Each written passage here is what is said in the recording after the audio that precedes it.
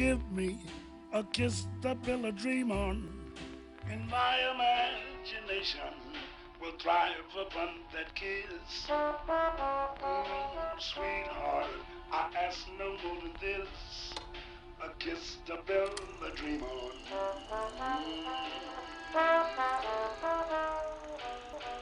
Give me a kiss before you leave. War. War never changes. Words very true in the world of the 1950s.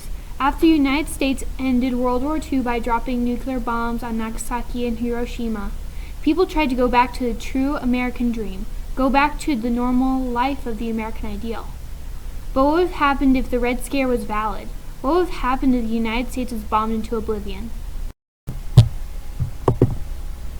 The Fallout timeline is more like what we thought the 2000s would be like in the 1950s, with robot nannies like the Jensens that carry out our every whim, nuclear-powered cars like the ones Ford designed, and advanced technology based on that humanity learned how to use nuclear energy in everything, which was downed in our timeline because of how wildly dangerous nuclear energy is. Now let's encounter vaults. Now in most games like Fallout 1, 3, and 4, you exit a nuclear fallout shelter into the wastes. Nuclear fallout shelters were made to protect the populace of the United States in case of a nuclear assault from Russia and the communists. These shelters work by layering thick layers of metal and concrete around the building, so in case of a nuclear assault we wouldn't be crushed in the vault or be irradiated to where everyone dies a slow and horrible death.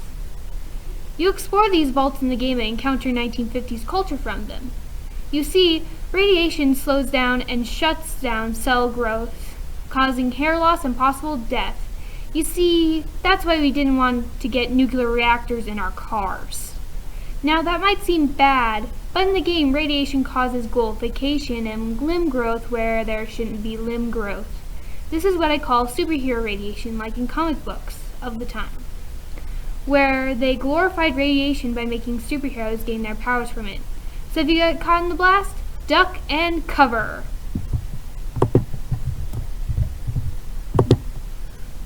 Now let's exchange info on the 1950s advertisements, Fallout parodies, multiple brands such as Coca-Cola. Nuka-Cola is a parody of Coca-Cola in branding, even having a parody of New Coke called Cherry Nuka-Cola that flopped just like New Coke. And even Pepsi got its own parody, Sunset Sarsaparilla. Those are just two examples of parody brands in the Fallout world. But since we are talking about foods, most foods are packaged goods like the popular foods of the 1950s. But I wouldn't recommend eating any of these foods in the wastes. They're chock full of radiation and are very likely to kill you. The wastes refer to the wasteland of the United States. Now let's talk about comics. Comics in the waste are one example I would use. Is Gronok the Barbarian, a parody of Conan the Barbarian. See, even the cover art and title are similar. This shows that Fallout has multiple layers of 1950s culture and knows how to exchange it with the viewer. Now let's talk about those dirty communists. In Fallout there are multiple posters of in-game anti-communist propaganda. In Fallout, this shows that the game developers know the 1950s culture and how to present the paranoia of that time of an attack from the inside of the United States. Now let's talk about the angry neighbors of the waste. I like to call the factions, but one of them with the most significance would be the Minutemen.